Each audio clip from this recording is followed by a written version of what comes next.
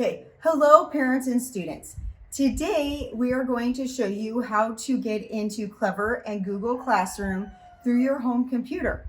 This is my daughter Gabby to help you walk through the process and help you get in. So she's going to show us how to do it.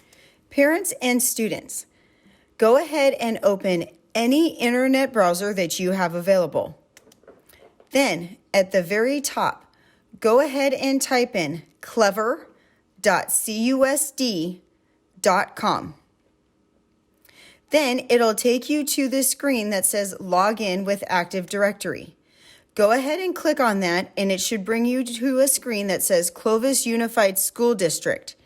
On the right-hand side, you want to log in with the username and password I texted you guys yesterday.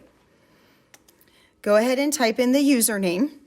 It'll be your student's first and last name, followed by 001 or 002.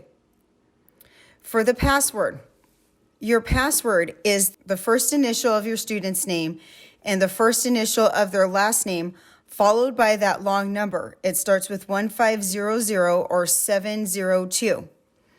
And go ahead and type that in. For some of your students, if that does not work, add a 7 at the end of the long number for room 7. Then go ahead and click enter, and it should take you to Clever's homepage. At the top, you'll see Clever, and yours will say Temperance Kuttner Elementary and your student's name. Then, in order to get into Google Classroom,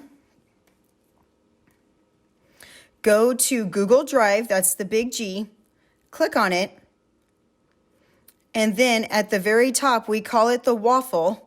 Click on that and go to where it says Classroom.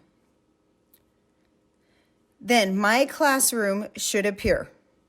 Have the students click on it. I've already added everyone. And there will appear the student stream where they can talk back and forth to me. Their classwork is where all their assignments are, and people are other students in the classes.